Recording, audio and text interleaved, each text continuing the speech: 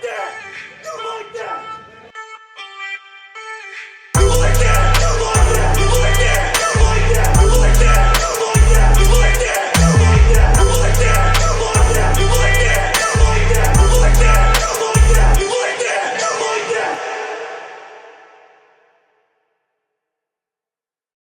What's going on? It's Coach Williams, and I'm back for another breakdown. So today we are going to talk Joe Milton. Joe Milton, day 3 pick for the New England Patriots, playing quarterback for them, coming in with Jacoby Brissett and Drake May at the same time. And I think that the Patriots were really excited to revamp their quarterback room and have an emphasis on arm talent.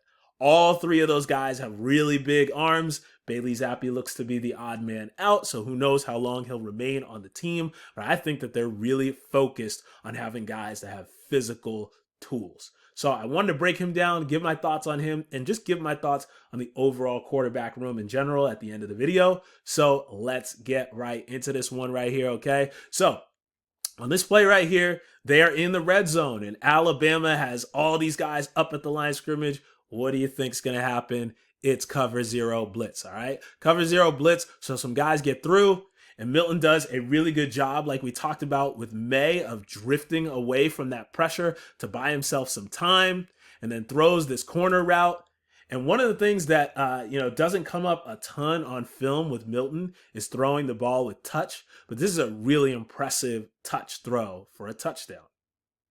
So we'll see it here from the tight as well. And so I'm no O-line guru, but I know in protection, you probably don't want to cut one of the middle linebackers that can take a beeline at your quarterback loose. So left tackle here is blocking nobody.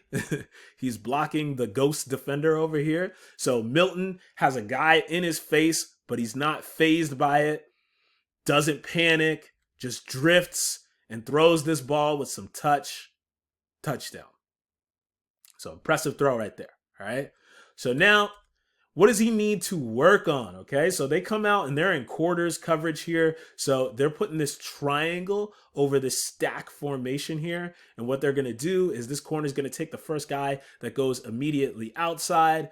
This defender here is going to take the first guy that goes immediately inside. And then we've got the safety over the top for a vertical here, okay? So on this play right here, they run this curl flat concept. And so there's enough space to be able to hit this throw, but Milton just doesn't anticipate it. All right. And so we can see it's similar to May in that his feet kind of just like go dead here.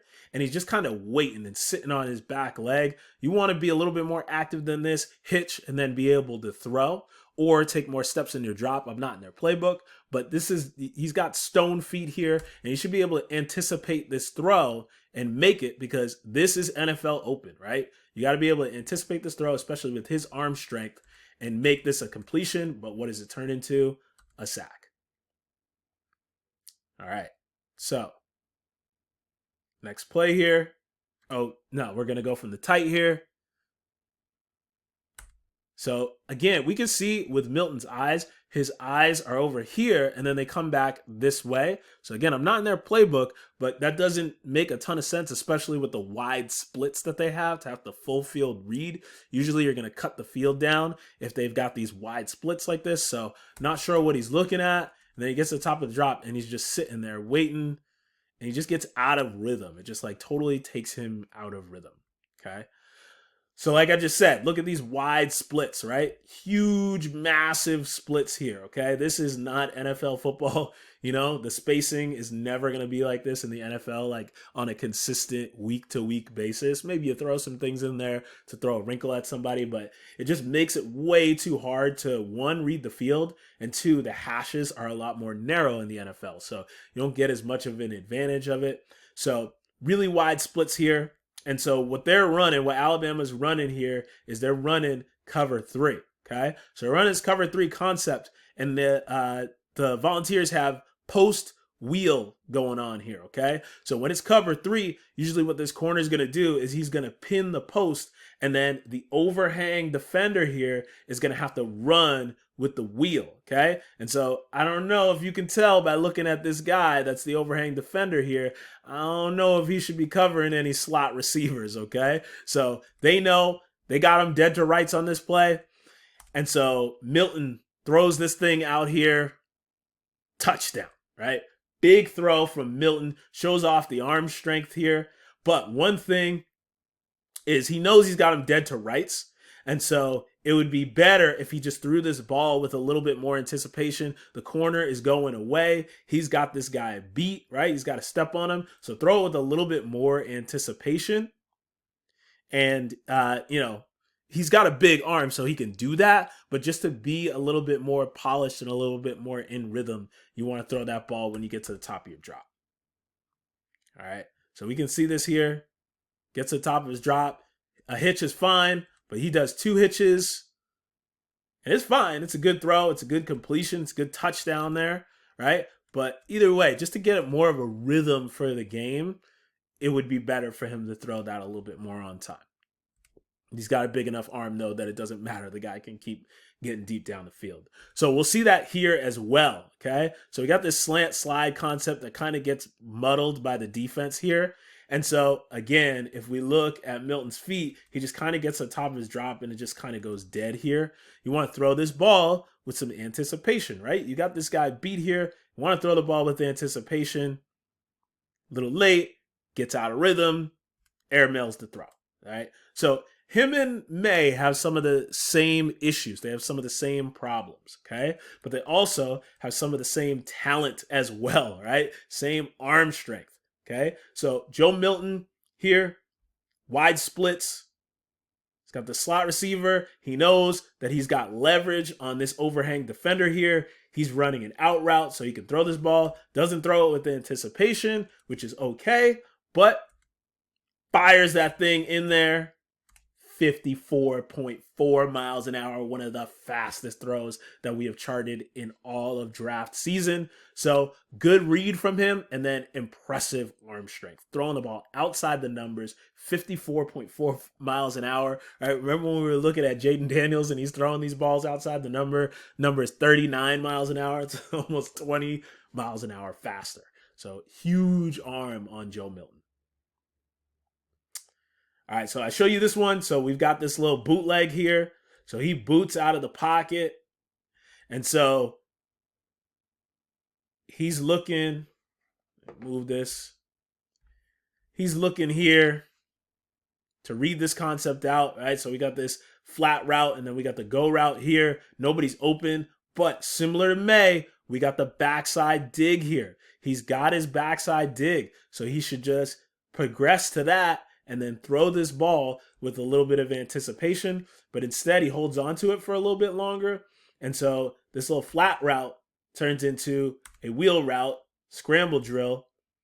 And so he hits the guy, but just to be in the rhythm of the offense and also to hit a guy that has some space, right? So if he throws this ball here, he's got a little bit of space, right? He can make this guy miss, maybe get a few more extra yards on this one. Be better to throw the ball there.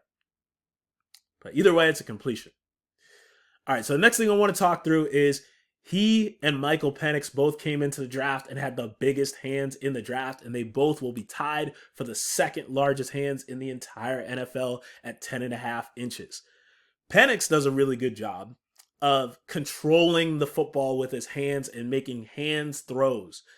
But Milton, for the size of his hands, I've noticed he doesn't have as good a ball handling as a guy with as hands as big as his are. You would think that he'd be able to handle the ball. So he does this little fake toss right here. And see how long it takes him to just get a feel for the football. It looks like maybe he's trying to find the laces or something. With hands as large as his, he shouldn't need to do that.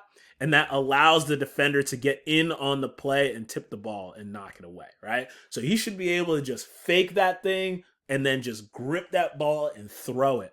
But isn't able to do that. But with coaching, since he has the physical ability with coaching, I think that he'll be able to do that. And Drake May has small hands, right? So he's got smaller hands on the smaller end of the spectrum. Can't remember. I think it's 9 1/8 inches. That's pretty small. But, Joe Milton's got big hands. So if they work with him and work on some of those things, maybe he'll be able to make those hands throws.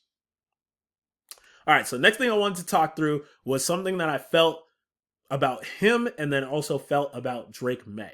They both are big dudes, but they don't run with much power. When I think of guys that are at the quarterback position that run with power, I think of Josh Allen or like Cam Newton, or you want to go back in the day, Dante Culpepper, right? Like Jalen Hurts now in the NFL. Those are guys that are quarterbacks that run with power. But I don't see the type of power that I would think I would see from a guy that weighs like 235, 240.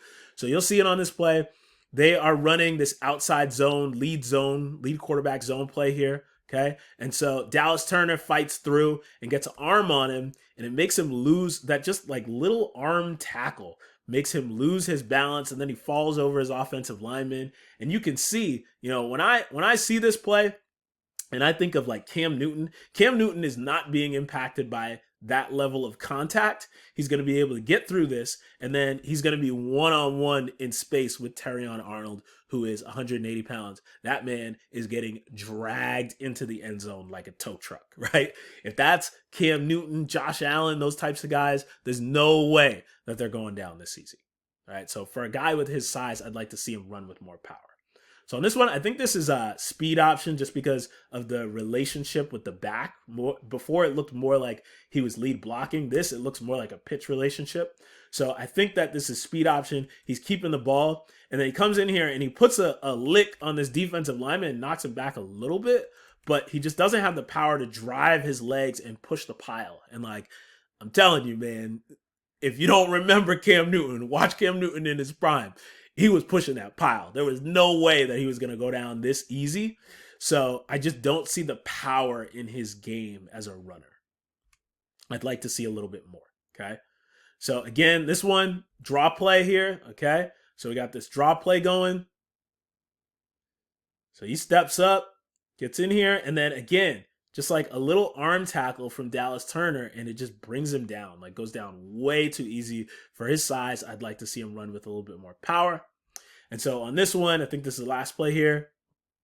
Similar situation. Sorry for how grainy the film ended up being on this one cut, but similar situation, gets out the pocket, scramble drill, and then he lowers the shoulder, and yeah, he knocks the guy backwards, right? But like, again, if this is Josh Allen, that guy's on the ground and he's still running for another 10 yards, right? So I would like to see a little bit more power in his game, but we won't be able to see that until it's preseason, right?